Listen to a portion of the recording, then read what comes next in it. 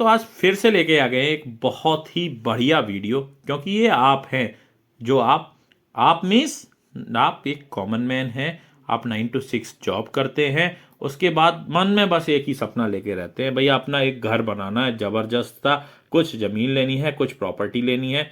But इस खुशी में आप ये भूल जाते हैं, चाहे वो घर की खुशी हो, चाहे वो जमीन को लेकर हो, आपको कितना स्टाम्प ड्यूटी देना है। क्योंकि घर का जो है वो आपका बता देता है रेट, जो मालिक होता है उसका। प्रॉपर्टी का भी यही सीन है कि जिसको बेचनी होती है वो अपने रेट बता देता है। लेकिन जब बात सेल एंड परचेज की आती है राजस्व विभाग की तरफ से, तो सबसे बड़ा कॉज आता है स्टैंप ड्यूटी का। स्टैंप ड्यूटी कितनी लगनी चाहिए, जो वैलिड है वो कितना होना चाहिए, क्योंकि जो स्टैंप वेंडर हैं अपने हिसाब से कुछ भी बता देते हैं। तो आइडिया क्या है जिसकी मदद से आप कम से कम समय में एक्चुअल प्राइस निकाल सकते हैं, वो टिप्स एंड ट्रिक्स क्या हैं हम बताएंगे इसी वीडियो में। हमें लाइक शेयर सब्सक्राइब बस करें। हम लेके चलते हैं आपको कंप्यूटर की स्क्रीन पर। यहाँ पे गूगल पे जाके आपको टाइप करना है IGRS। IGRS यूपी भी आप डाल सकते हैं अगर आप यूपी से बिलोंग करते हैं, क्योंकि स्टाम्प वेंडर की जो रजिस्टर्ड वेबसाइट है वो ये है। यहाँ पे आपको करना है क्लिक।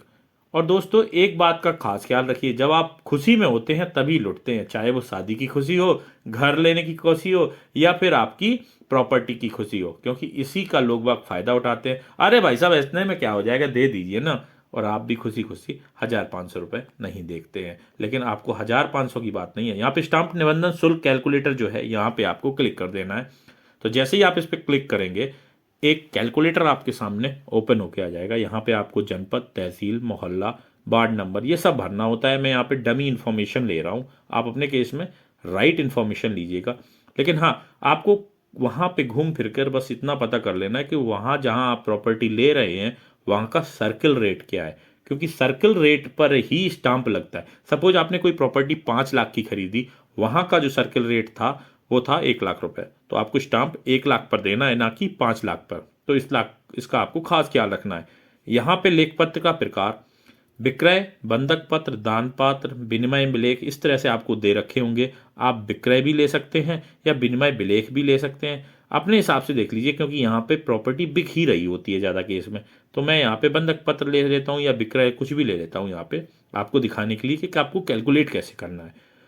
दूसरी चीज आपको खास ख्याल रखना है कि आपको जो प्रतिफल मूल्य, जिसे मैं सर्कल रेट बोल रहा हूं, उसका ख्याल रखना है, यहाँ पर भर देना है। और जो नवीनतम मूल्यांकन है उसकी सूची चेंज होती रहती है, जो आपको स्टाम्प वेंडर बता देंगे वहाँ पे, या जो भी लेखकार होंगे वो आपको बता देते हैं।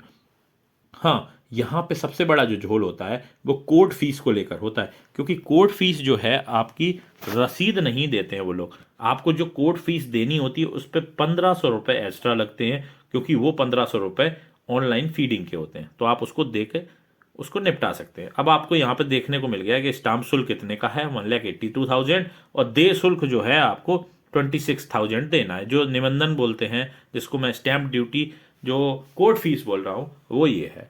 अब इसके ऊपर कितना आपसे चार्ज किया जा रहा है वो आपको सजग रहना है भाई साहब, क्योंकि जब आप फंसते हैं तब यहीं फंसते हैं, क्योंकि ये कैलकुलेशन आपको नहीं पता होती। इसीलिए गवर्नमेंट ने ये फैसिलिटी जारी की है। तो जानकार रहें, सजग रहें, देखते रहें 1 मिनट वाला। हम आपके लिए ऐसे वीडियो लाते रहेंगे जो आपको अवेयर कराएंगे इसी तरह के अवेयरनेस से।